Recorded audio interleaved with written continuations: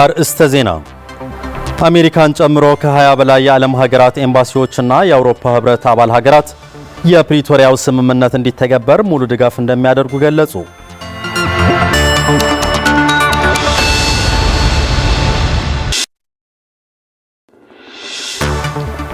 የተመጣጠነ የመድኃኒት አቅርቦትና ፍላጎት እንዲኖር እየተሰራ መሆኑን የመድኃኒት አቅርቦት ድርጅት አስታወቀ።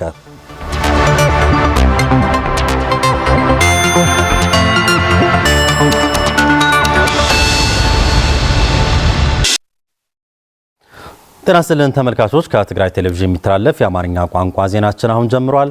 ከዜናዎቹ ጋር በእምነት ሰለሞን ነኝ። ከ20 በላይ የዓለም ሀገራት ኤምባሲዎችና የአውሮፓ ህብረት አባል ሀገራት የፕሪቶሪያው ስምምነት እንዲተገበር ሙሉ ድጋፍ እንደሚያደርጉ ገለጹ።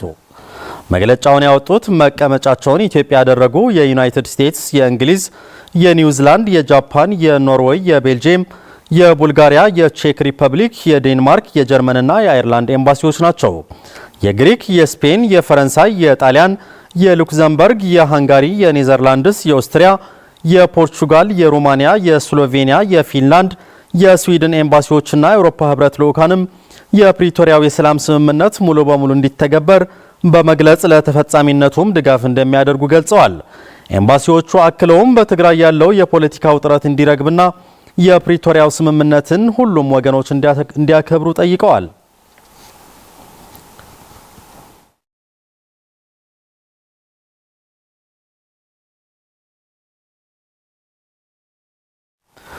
የተለያዩ አዳዲስ አሰራሮችን በማስገባት የተመጣጠነ የመድኃኒት አቅርቦትና ፍላጎት እንዲኖር እየተሰራ መሆኑን የመድኃኒትና አቅርቦት ድርጅት አስታወቀ። ተቋሙ ይህንን ያለው ከ5000 በላይ ወገኖች የተሳተፉበት በኢትዮጵያ ያለውን የመድኃኒት አቅርቦት አዲስ እድገትን አስመልክቶ በዙም በተካሄደ የውይይት መድረክ ላይ ነው። ብርቱካን ጌታዬ ተጨማሪ ይዛለች።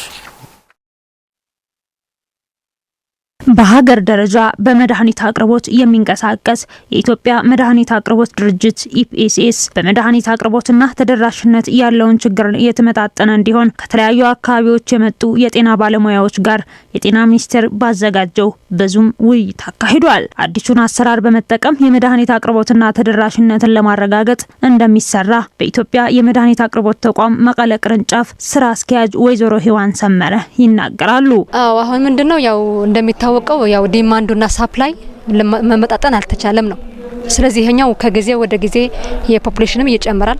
ፋሲሊቲዎችም ሄልዝ ሰንተር የነበረው ወደ ሆስፒታል፣ ሄልዝ ፖስት የነበረው ወደ ጤና ጣቢያ እያደጉ እየመጡ ስለሆነ ስለዚህ ያለን የቀረ መድኃኒት እየቀነሰ መጥቷል ነው። ስለዚህ ይሄኛው የቀነሰበት ምክንያት ደግሞ ምንድነው ተብሎ ታይቶ ምንስ ካደረግን በኋላ ነው ህብረተሰቡ የፈለገው መድኃኒትና ጤና ተቋም የፈለገው መድኃኒት ለማግኘት የስቶክ አውት የሚባል ነገርን ለመቀነስ ምን መሰራት አለብን ተብሎ የታቀደ ነው። ስለዚህ እነዚህ ደግሞ ጤና ሚኒስቴርና ኢፒኤስኤስ ባዘጋጀው እንትን መሰረት አዲስ ኢኒሼቲቭስ አዘጋጅተዋል ነው።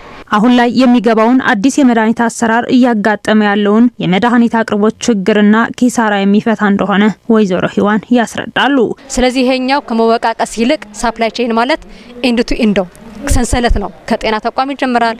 ከህብረተሰብ ጀምሮ ደግሞ ኳንቲፋይ ተደረገ ከጤና ጣቢያው ጤና ቢሮና ከዛ ብሎ ወደ ኢፒኤስኤስ ቅርንጫፎችና ከዛ ደግሞ ወደ ኢፒኤስኤስ ሰንተር ስለሚሄድ ስለዚህ የነዚህ ሰንሰለት ጤና ባለሙያ ያለው ሰንሰለት ያዘ ስለሆነ ሁሉም መስራት ያለባቸው ከሰሩ ይሄንን የስቶክ አውት ወይም ደግሞ የአቬይላቢሊቲ ችግር ያለ እንዲቀርፍልን እነዚህ አዳዲስ ኢኒሼቲቭስ ዛሬ ለሰራተኛው ለጤና ተቋማት ባለሙያው እንትን ተደርገዋል ማለት ነው። ኦሬንት ተደርገዋል ነው።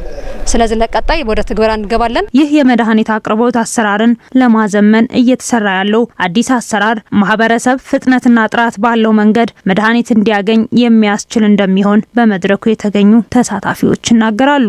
የጤና እርዳታ የሚያስፈልጋቸው የህብረተሰብ ክፍሎች ህፃናት፣ እናቶች፣ አዛውንቶች ብዙ ማህበረሰብ በዲማንድ የጨመረበት ሁኔታ ነው ያለ።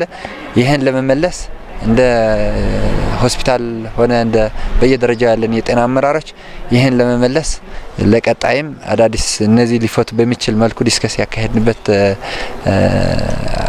ሂደትና መድረክ ስለነበረ እኔ እንደ አንድ ትልቅ መድረክ ብዬ ነው የወሰድኩት። ለቀጣይም እንደዚህ አይነት ተጠናክሮ መቀጠል አለበት የሚል ሐሳብ ነው ያለኝ። ተሐዝ ፕሮግራም ሐድሽ ሞጽኝ የደማይ አብኢድና ዘለና መድኃኒትን ክንጥዮ ንክል መድኃኒትን ባላንስ አሁን የመጣው የመድኃኒት አቅርቦትን ለማዘመን በእጃችን ያለው አዲስ አሰራርና መጠየቅ ያለብን መድኃኒት የተመጣጠነ አድርጎ የሚያሳየን ፕሮግራም ነው። ስለዚህ አዲስ ፕሮግራም ስለሆነ በስራችን ላይ ጥራትና ፍጥነት ያለው የመድኃኒት አቅርቦት አገልግሎትና የሕክምና ግብአት ያስተካክላል ብለን እንጠብቃለን። የሳፋሪኮም ኢትዮጵያ በመቀሌ ዩኒቨርሲቲ ኤምአይቲ ካምፓስ ተማሪዎች የሥራ ዕድል ለመፍጠር የሚያስችል የዲጂታል ቴክኖሎጂ ስልጠና ሰጠ። ተማሪዎቹም ይህን መሰል ስልጠና ጠቀሜታው የጎላ በመሆኑ ሊጠናከር ይገባል ብለዋል። ፍርቱና ገብሩ ተጨማሪ ይዛለች። የቴሌኮም አማራጭ የሆነው የሳፋሪኮም ኩባንያ ለመቀሌ ዩኒቨርሲቲ ኤምአይቲ ቃላሚኖ ካምፓስ ለሚገኙ ተማሪዎች በዲጂታል ቴክኖሎጂ ዙሪያ ያተኮረ ስልጠና ሰጥቷል። ስልጠናው ለተማሪዎች በኤምፒሳ ያላቸው ግንዛቤ እንዲጨምርና ከቴክኖሎጂው እኩል በመጓዝ ተማሪዎች በቀጣይ የራሳቸውን ሚና እንዲኖራቸው ያግዛል ሲሉ የኤምፒሳ ዋና ስራ አስፈጻሚ አቶ ክፍለ ኃይለ ኢየሱስ ይገልጻሉ። ኤምፒሳ ኢትዮጵያ ውስጥ ከገባ ጊዜ ጀምሮ ከፍተኛ ቁጥር ያለው ተጠቃሚዎችን ወደ አገልግሎቱን እንዲያገኙ ማድረግ ተችሏል። በትግራይ ክልልም እንደዚሁ ኔትወርካችን ከተዘረጋ ጊዜ ጀምሮ ኤምፒሳ ለህዝቡ በማቅረብ ላይ እንገኛለን። በእኛ ብቻ የሚሰሩ ስራዎች ሁሉም ከማዕከል ሁሉም ከሴንተር ነገሮችን ማቅረብ ብቻውን በቂ ስላልሆነ የእናንተ አይነት በቴክኖሎጂ ዘርፍ እውቀት እየሸመተ ያለ ክህሎት እየገበየ ያለ በትምህርት ዘርፍ ላይ ያሉ ትምህርት እየጨረሱ ዴቨሎፕ ማድረግ የሚችሉ ፕላትፎርሞችን ማዘጋጀት የሚችሉ ሲስተሞችን ዴቨሎፕ ማድረግ የሚችሉ ወጣቶች ደግሞ የፈጠራ ስራቸውን መስራት የሚችሉበት ፕላትፎርም ወይም የዴቨሎፐር ፖርታል በዛሬው ዕለት ለናንተ ለማስተዋወቅ ነው እዚህ የተገኘ ነው። የስልጠናው ተሳታፊ ተማሪዎች በበኩላቸው እንደዚህ ያሉ ቴክኖሎጂ ስልጠናዎች በቂ ግንዛቤ እንዲኖረን የሚያደርጉና አዳዲስ ፈጠራዎችን እንድንሰራ የሚያግዝ በመሆኑ ተጠናክሮ ሊቀጥል ይገባል ብለዋል።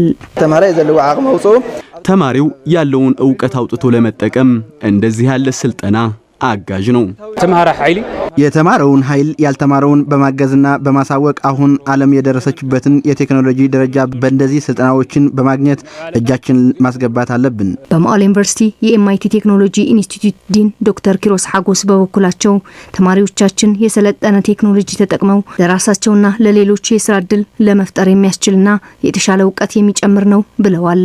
ዘመኑ ራሱ ማለት ነው ቴክኖሎጂ እንድንጠቀም የቴክኖሎጂ ውጤቶችን ወደ ተግባር እንድንቀይርበት ራሱ የሚገፋፋን ግሎባል ኢሹ ወደዛ የሚገፋፋን ስለሆነ እንዴት አድርገን ነው ወደ ቢዝነስ የምንቀይረው?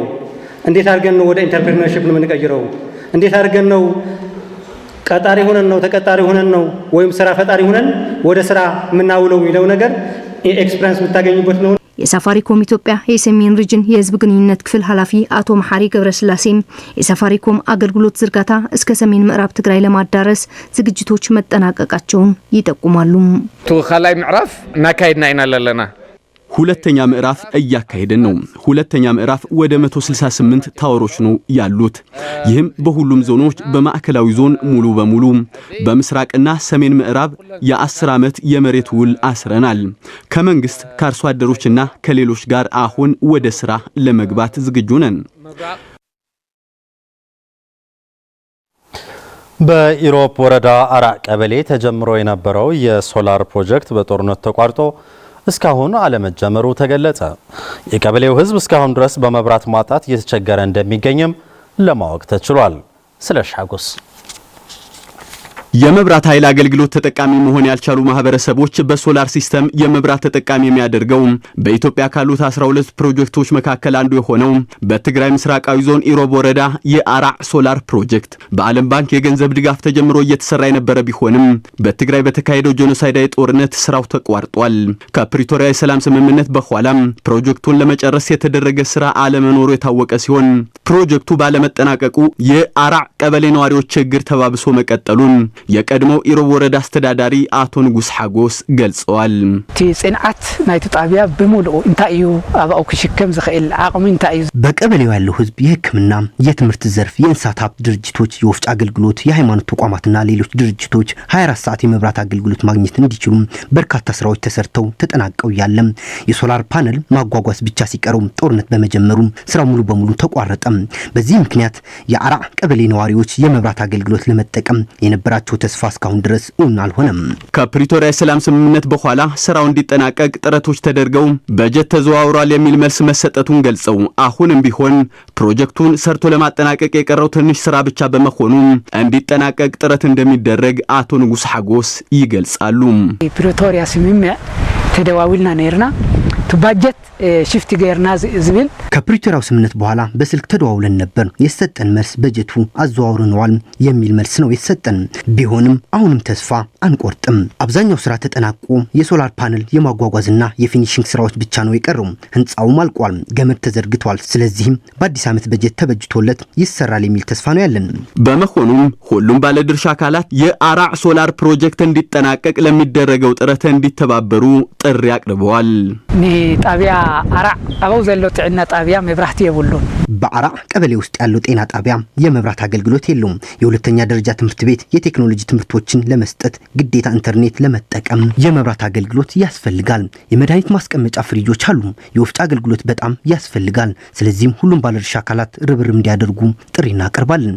በተለይም ፕሮጀክቱን ሲከታተል ለነበረው የኢትዮጵያ መብራት ኃይል እንቅስቃሴ አድርጎ እንዲጠናቀቅ እንዲረዳን እጠይቃለሁ።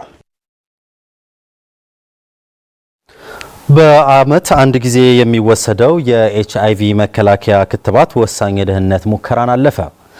የኤችአይቪ ቫይረስን ይከላከላል የተባለውና በየአመቱ የሚሰጠው ክትባት ከደህንነት አንጻር አስተማማኝ መሆኑን ለማረጋገጥ የሚያስችለውን ወሳኝ የመጀመሪያ ደረጃ ሙከራ ማሟላቱን ተመራማሪዎች ያወጡት ሪፖርት አመላክቷል። ይህ ጸረ ኤችአይቪ ክትባት ቫይረሱ በሰዎች ህዋሳት ውስጥ እንዳይባዛ የሚያደርግ አቅም እንዳለው ላንሴት በተባለው የሕክምና መጽሔት የወጣው ሪፖርት ያሳያል ሲል ቢቢሲ ዘግቧል።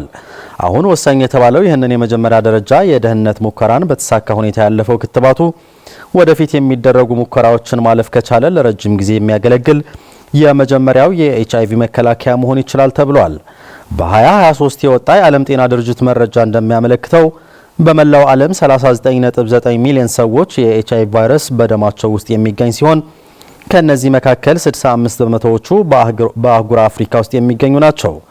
የዓለም ጤና ድርጅት፣ ግሎባል ፈንድ እና የተባበሩት መንግስታት የኤችአይቪ ኤድስ ፕሮግራም የበሽታውን መከላከያ አቅርቦት ማሻሻልን ጨምሮ ኤችአይቪ በሽታን በአውሮፓውያኑ 2030 ለማጥፋት በጋራ እየሰሩ መሆናቸውን የቢቢሲ ዘገባ አመላክቷል።